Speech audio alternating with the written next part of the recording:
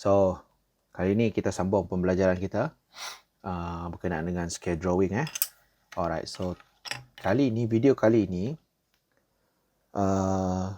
kita akan sambung dengan learning standard. Hari ini ialah interpret the scale of a scale drawing. So, dia nak kita interpretasi scale of a scale drawing. Skala scale drawing yang kita buat. Berbelit. Okey, tak apa. Kita jawab persoalan yang kedua dalam buku teks. How do you interpret the scale of a scale drawing? Let us start. Alright. The scale used to draw a scale drawing depends on the ratio of measurement of scale drawing to measurement of object. Apa dia cuba cakap ni? Kau cakap apa ni? Alright. Kita baca sekali lagi supaya kita boleh faham. Dan kali ini bila kita baca, kita kena underline detail-detail yang dia bagi supaya kita tidak miss. Alright.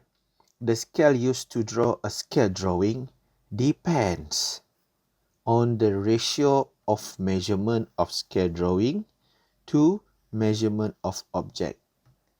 Ratio ni maksudnya nisbah. Nisbah ukuran scale drawing kepada ukuran objek. Okey, nisbah ukuran scale drawing kepada ukuran objek. Jadi dia bagi kita formula scale equals to measurement of scale drawing over measurement of object. Okey, ingat ni ini benda paling penting. Atas scale, bawah objek. Okey, ingat dua benda ni. Atas dia scale, bawah objek. Ini paling penting. So ini akan kita guna sepanjang kita belajar topik scale drawing. Okay. This ratio also can be written in the form scale drawing to measurement of object. Scale to object. Okay, itu ingat. Scale object. Scale object. Ingat, scale mesti dahulu daripada objek. Okay. Usually, for scale drawings, we use scale in the form of ratio, where 1 to n, where n is a positive integer or fraction. Ingat ni, n ni, positive integer or fraction. Positive integer ni maksudnya tak boleh ada negatif. Okay, tak boleh ada negatif untuk nilai n ni. N ni tidak boleh negatif. Okey, dan dia boleh dalam bentuk fraction, pecahan. 1 to n means 1 unit on the scale drawing will represent n units on the object. Okey, itu kita faham lah. Dia dah beritahu kan? Dia dah beritahu kita satu ini adalah scale drawing measurement, n adalah measurement of object. Okey? Itu senang. Okey, kalau anak-anak tak faham, kita boleh refer kepada example yang kita akan buat. Okey guys, sekarang kita continue. Sekarang kita continue activity brainstorming. Aktiviti ini boleh bantu kita untuk lebih faham bagaimana cara kita menulis dalam bentuk ratio. Bagaimana kita menulis scale dalam bentuk ratio. Okey. Now, kita kaji table yang diberi. Di sini scale drawing, kolomnya ini objek, ini scale. Maksudnya ini adalah jarak ataupun unit panjang bagi sisi P prime Q prime, sisi P prime R prime. Okey, dia dah bagi, kemudian dia pun tunjuk begini. Jadi untuk kalau kita tengok ni betul-betul, kita boleh lihat, okey, ratio yang ditulis ni ada dua jenis. Nah, ini yang menarik perhatian kita. Ini yang menarik perhatian kita. Macam mana dia dapat ni? Okey, kita cuba selesaikan untuk diagram tu dan kita lihat bagaimana. Okey. So, dalam diagram tu, dia bagi kita P prime Q prime dengan P prime R prime. So, kita kira dulu length 2 ni. Okey. Untuk diagram 2 Ini diagram 2 Okey.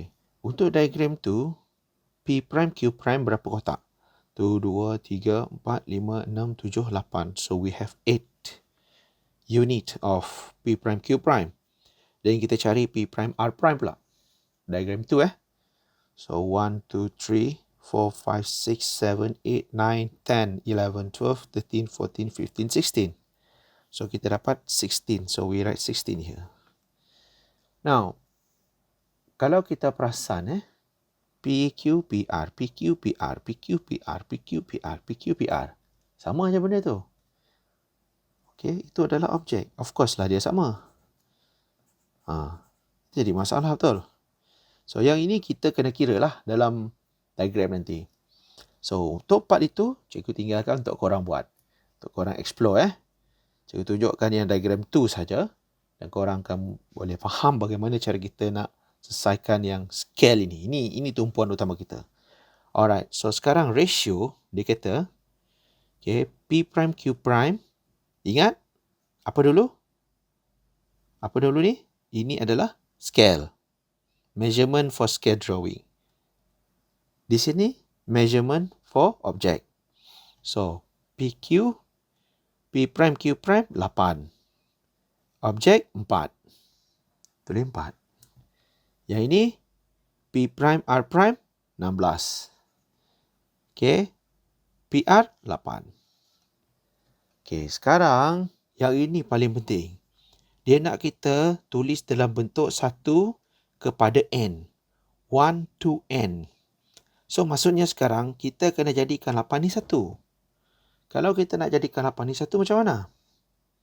Senang saja. 8 bagi 8 dapatlah 1. Betul tak? Okay, so kalau 8 bagi 8 sama dengan 1, maksudnya ini kita bagi dengan 8. Ini pun kita bagi 8. Alright? Kita bagi dengan 8. 8 bagi 8, 1. 4 bagi 8. 4 per 8. 4 per 8. Mudah kan? 1 per 2. Macam tu rupanya. Alah. Taklah pelik sangat. Yang ini sama aja cerita dia. Nak jadikan 16 sama dengan 1. Bagilah dengan 16. So ini kita bahagi dengan 16. Ini pun bahagi 16. Jadi 8 bahagi 16. Ataupun 8 per 16. Kita dapat 1 per 2. 8 bagi 8, 1. 16 bagi 8, 2. 1 per 2. Okey. Yang seterusnya, cikgu biarkan untuk korang buat.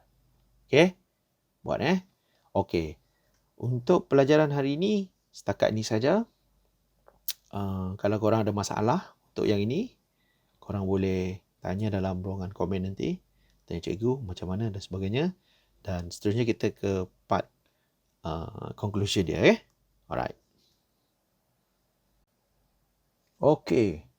Hasil daripada aktiviti tadi, kita boleh buat kesimpulan seperti ini. If n less than 1, kalau n lebih kecil daripada 1, then the size of the scale drawing is bigger than the size of the object. Okey, contohlah. N lebih kecil daripada 1. Katakan 1 to 1 per 2. Maksud dia, okay, scale drawing is bigger than the object. Katakan objek tu macam ni ini objek. Jadi scale drawing dia 2 kali ganda objek tu. Walaupun tak sama, ini sebagai gambaran lah. Korang janganlah macam tu. Okey. Ini gambaran je untuk menerangkan apa yang kita tahu daripada aktiviti brainstorming tadi. Okey. Satu lagi dia kata, if n greater than 1. Kalau n tu besar, kan dia dalam bentuk ni. Okay. Kalau n tu besar daripada 1, contohlah 1, 2, 2. 1 kepada 2. Maksudnya, objek dia besar. Okay. Scale drawing dia kecil. Separuh daripada objek.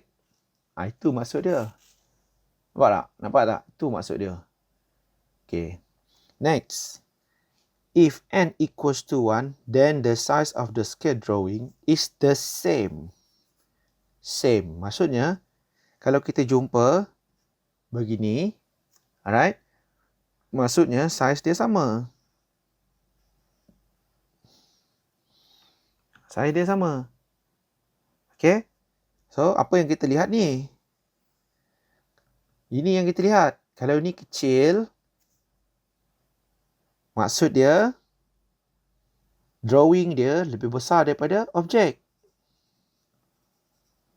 Kalau ni dia besar, and dia besar, drawing dia lebih kecil daripada objek.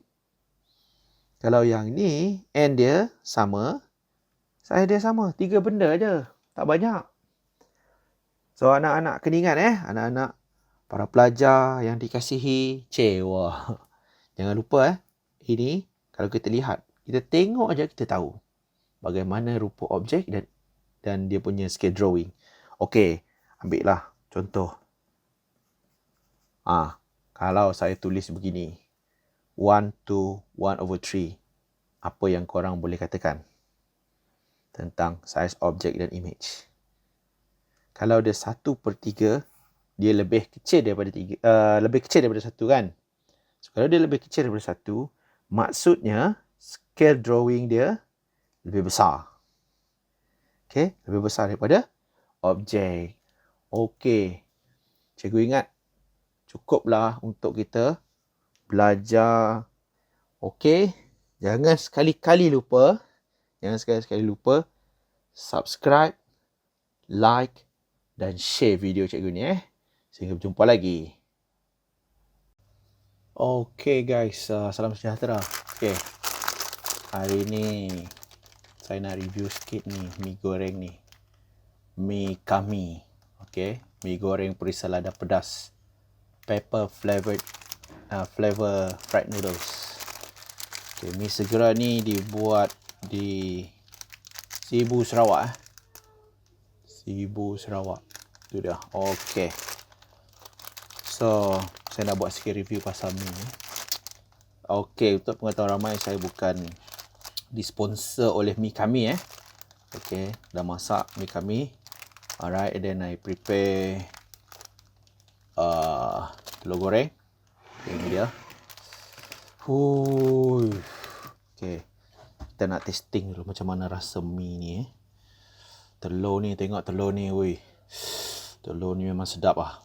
Alright, potong sikit telur. Okay, letak tepi dulu. Sikit mi. Okay, boleh tengok tekstur mi dia. Alright, sedap mi ni. Okay, saya nak test dulu macam mana rasa mi ni Okay, mi ni mi goreng segera. Okay,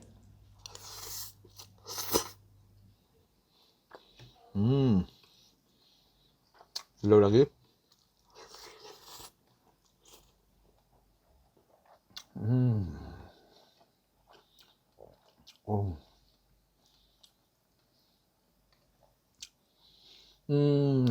Mi ni kalau dibanding dengan mi goreng yang lain, mi ni lebih lazat lah. Dia punya mi dia, tekstur dia lebih kenyal. Right? Rasa pedas dia pun bagus, naik. Okay, itu dia. Right?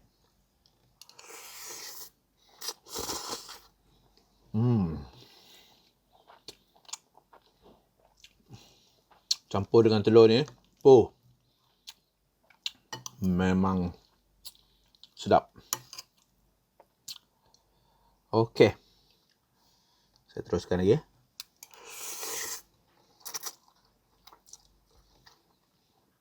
Okay, rasa mi ni memang seperti yang dia nyatakan, seperti rasa lada dia memang kuat. Dia memang sedap. Manis dia pun tak terlampau manis. Bagi saya tu, my taste bud memang okay, mi ni memang cun So, jangan lupa try mi kami ni. Sedap mi ni. Okay, selamat mencuba guys